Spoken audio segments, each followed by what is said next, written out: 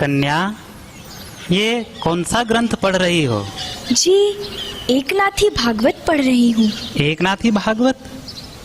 बेटी, ग्रंथ तो तुमने अच्छा खोजा है, किंतु उसका भागवत धर्म समझा है क्या? स्वामी जी, मुझ भोली भाली को क्या समझ में आएगा और कौन समझाएगा?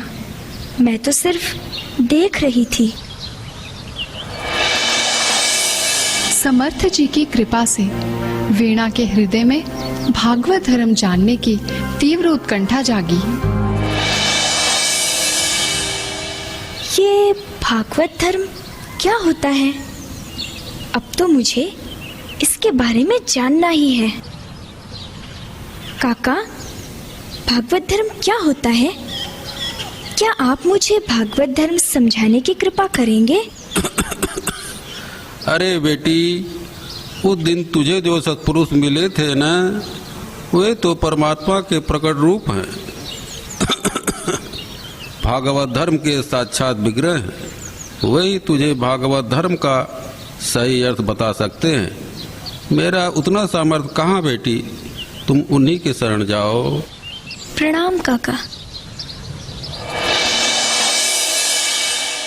अब तो वीणा के हृदय पटल पर समर्थ जी की मनोहर छवि छा गई और वह उनके दर्शन की आस में चातक की नाई व्याकुल रहने लगी। अरे, उस समय तो मैं उनको पहचान न सकी। अब पता नहीं कब मैं दोबारा उस पावन छवि के दर्शन कर पाऊंगी। प्यासी गुरुदेव, दर्शन चाहती गुरुदेव, प्यासी गुरुदेव, दर्शन चाहती गुरुदेव, ना तरसाओ गुरुदेव, आ भी जाओ गुरुदेव, ना तरसाओ गुरुदेव, आ भी जाओ गुरुदेव,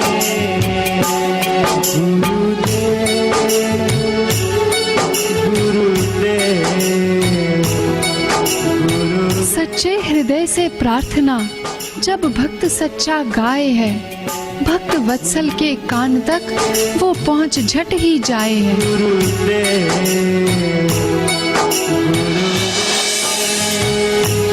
आंखें खोलो बेटी। बाबा, आप? प्रणाम बाबा।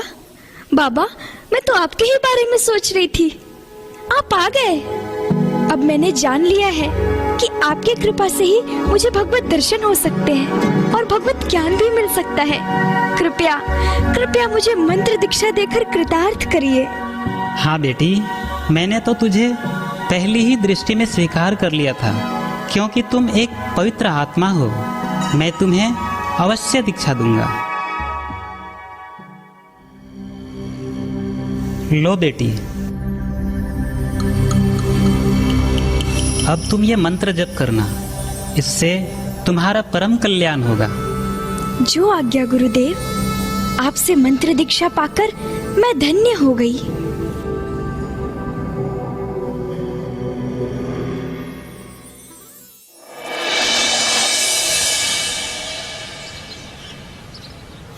अरे बहन, तुझे पता है क्या, समर्थ जी का सत्संग कीर्तन चल रहा है। नहीं, मुझे तो नहीं पता। वो अंबाजी का मंदिर है ना, वही महाराज जी की कथा हो रही है। मैं तो उधर ही जा रही हूँ। चलो चलो, मैं भी चलती हूँ। सुनिए, कृपया मुझे भी अपने साथ गुरुजी के सत्संग में ले चलिए। हाँ हाँ, आप भी चलिए। हरे राम राम राम हरे हरे, हरे राम राम राम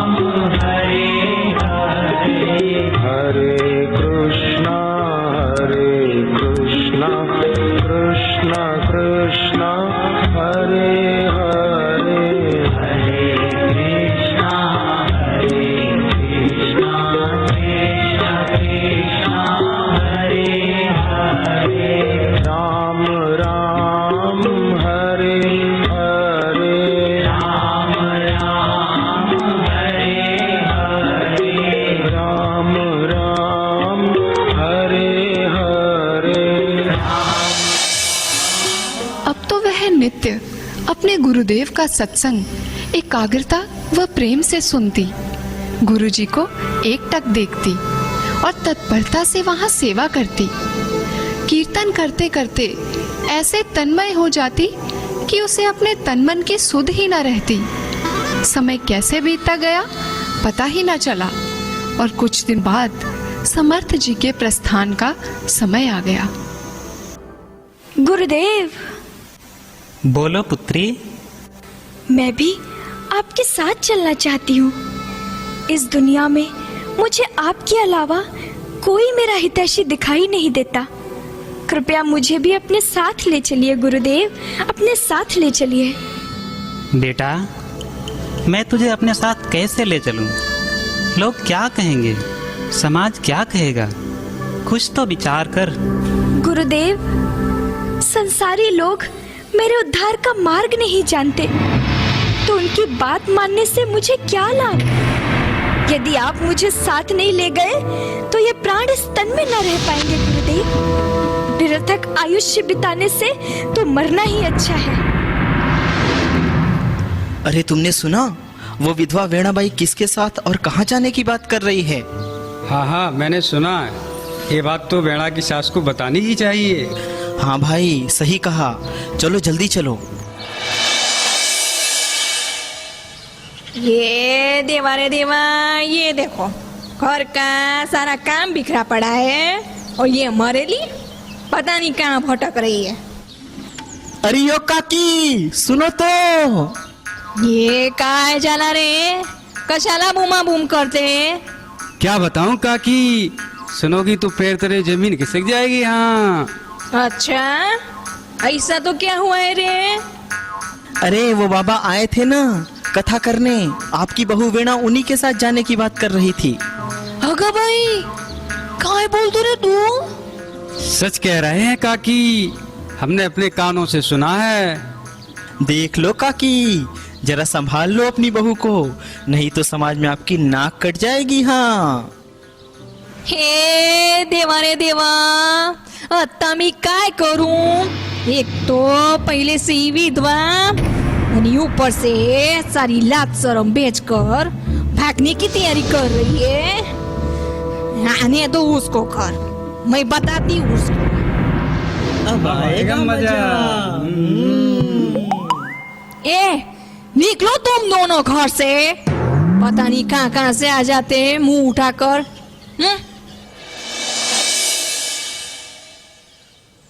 हरिओम अरेली, कहाँ भटक रही थी रे? आई। आए देवा रे देवा, हमारी इज्जत की तो कोई परवाह नहीं ना तुझे? सारी लोक लात छोड़कर किसी के साथ भागने की तैयारी कर रही थी। पर आई मैंने किया क्या है? किया क्या? जैसे तुझे कुछ पता ही नहीं है। अरे यहाँ सारा गांव तेरे बारे में बातें बना रहा है। कलमुई, अब इस उम्र में तेरी वजह से क्या क्या सुनना पड़ रहा है मुझे।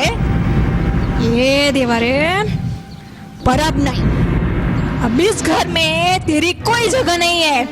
चल निकल जा यहाँ से, निकल। नहीं आई, मुझे मत निकालो। आई, मैंने कुछ गलत नहीं किया। आई, निकल जा यहाँ से। आई, मुझे मत निकालो। आई, निकल जा यहाँ से।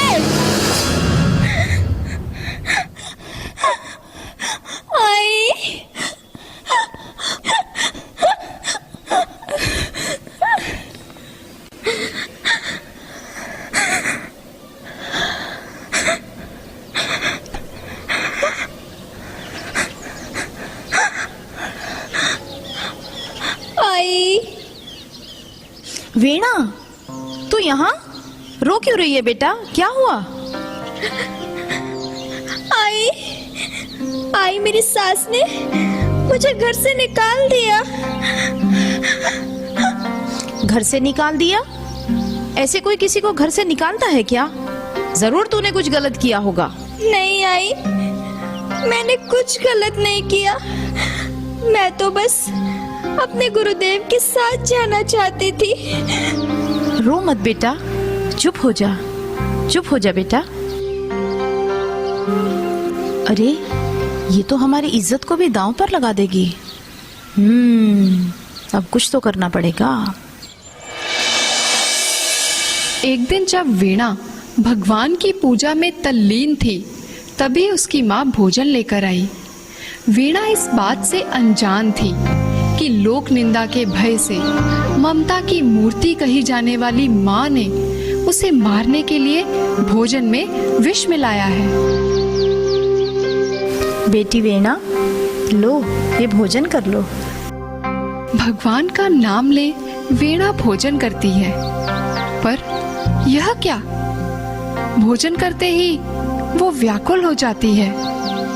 उस पर विष का असर होने लगता है और वो अति पीड़ा से गुरुदेव को पुकारने लगती है।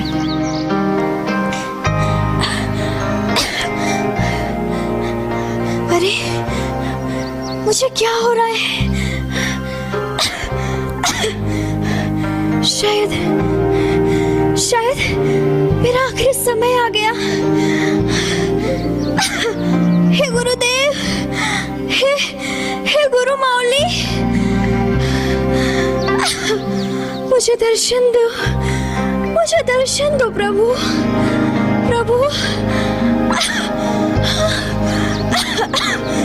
मैं आपका दर्शन सत्संग कैसे पाऊंगी गुरुदेव? मुझे मौत आने का कोई दुख नहीं। पीड़ा तो केवल एक ही है कि आपकी उस दिव्य छवि को अब मैं दोबारा नहीं निहार पाऊंगी। गुरुदेव, गुरु माउली, मुझे दर्शन दे प्रभु। मुझे दर्शन दे प्रभु। गुरुदेव, मुझे दर्शन दे गुरुदेव। जीवन के समंदर में तूफान भी आते हैं, जो गुरु को भजते गुरु आप बचाते हैं। जीवन के समंदर में तूफान भी आते हैं, जो गुरु को भजते गुरु आप बचाते हैं, गुरु आप बचाते हैं, वो आप बचाएंगे। बस याद किया करना, जब साथ न दे कोई, हरिओम जपा करना, हरिओम जपा करना। लोक निंदा के भय के कारण गर्भ से जन्म देने वाली माँ ने तो साथ छोड़ दिया, पर गर्भवास से मुक्ति देने वाली गुरु रूपी माँ ने किसी भी परिस्थिति में वीणा का साथ नहीं छोड़ा। उठो बेटी। प्रणाम गुरुदेव। जब कोठरी के सारे दरवाजे बंद हैं, तो आपने कैसे प्रवेश किया गुरुदेव? कैसे प्रवेश किया? वीणे, मैं तुझसे दूर तो था ही नहीं, क्योंकि गुरु तो शिष्य के हृदय में निवास करते हैं। ब्रह्मज्ञानी संत की महिमा देखिए कि अपने भक्त की रक्षा करने के लिए वे बंद कोठरी में प्रकट हो गए।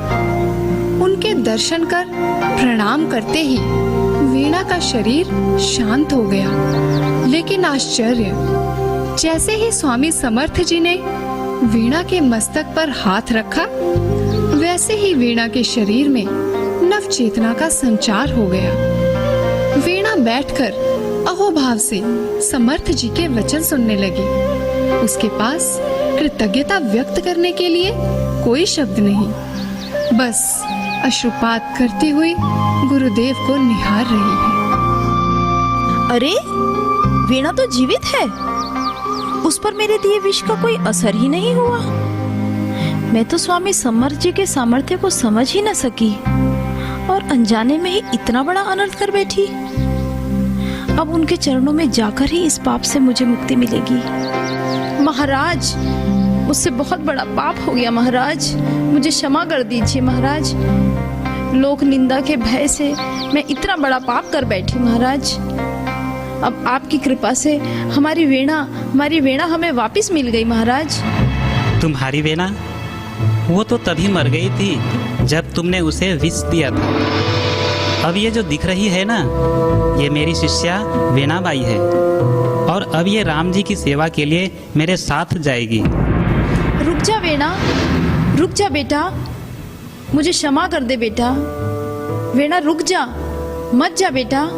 वीणा, महाराज, वीणा। समर्थ रामदास जी के सानिध्य में रहते हुए वीणाबाई सेवा करती रही। समय पाकर प्रखर सेवा साधना के प्रभाव से उसका भक्ति योग फलित हो गया और गुरु कृपा से उसके हृदय में भागवत धर्म का रहस्य प्रकट हो गया। गुरुदेव, आज रामनवमी के पवित्र दिन मैं अपना देह त्याग कर राम तत्व में एकाकार होने की आपसे आज्ञा चाहती हूँ। वेने, अभी उचित समय नहीं आया है। उचित समय आने पर मैं स्वयं तुम्हें आज्ञा दूंगा। कुछ दिनों बाद अचानक समर्थ जी बोले, वेने, आज तेरा कीर्तन सुनने के बाद मैं तुम्हें निर्वाण दूंगा। कीर्तन चला तो ऐसा चला मानो भक्ति रस के सागर में ज्वार आकर वह चरम सीमा पर पहुंच गया। विठ्ठल विठ्ठल विठ्ठल विठ्ठला, विठ्ठल विठ्ठल विठ्ठल विठ्ठला, विठ्ठल विठ्ठल विठ्ठल विठ्ठला, विठ्ठल विठ्ठल विठ्ठल विठ्ठला, विठ्ठल विठ्ठल विठ्ठल विठ्ठला, विठ्ठल विठ्ठल विठ्ठल विठ्ठला, विठ्ठल विठ्ठल विठ्ठल विठ्ठला, विठ्ठल विठ्ठल विठ्ठल विठ्ठला, विठ्ठल विठ्ठल विठ्ठल विठ्ठला, विठ्ठल विठ्ठल वीणा, तुमने गुरु भक्ति व निष्ठा की अखंड ज्योत जलाकर असंख्य लोगों को भक्ति का मार्ग दिखाया है। तुम्हारा जीवन सार्थक हो गया है। अब तुम आनंद से राम चरण में आओ। हे करुणा सागर गुरुदेव, जीवन भर मैंने आपके ही चरणों में सच्चा ज्ञान, सच्चा सुख और सच्चे आनंद की अनुभूति पाई है। आपके चरण ही मेरे लिए राम चरण है गुरुदेव, और उन्हीं में मुझे परम विश्रांति मिलेगी। हे गुरुदेव, मुझे अपनी शरण में ले लीजिए गुरुदेव। हे गुरुदेव, हे गुरु माऊली, हे समर्थ माऊली, माझी गुरु माऊली।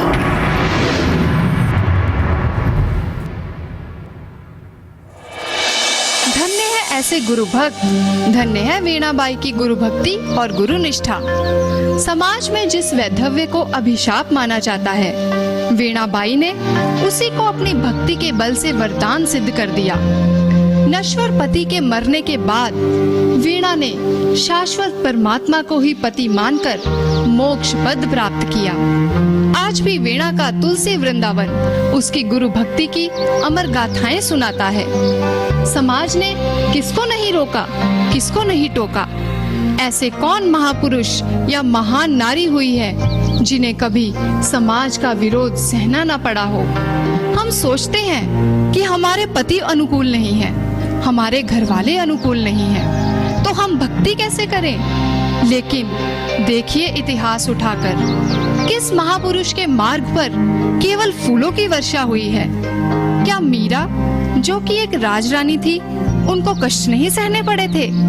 शबरीबाई को कितने ही लोगों के ताने सुनने पड़े होंगे, लेकिन कहते हैं ना, आ मार्ग छे शूरानो नहीं कायर नु काम, प्रथम पहला मस्तक नमे पछी लेवो नाम।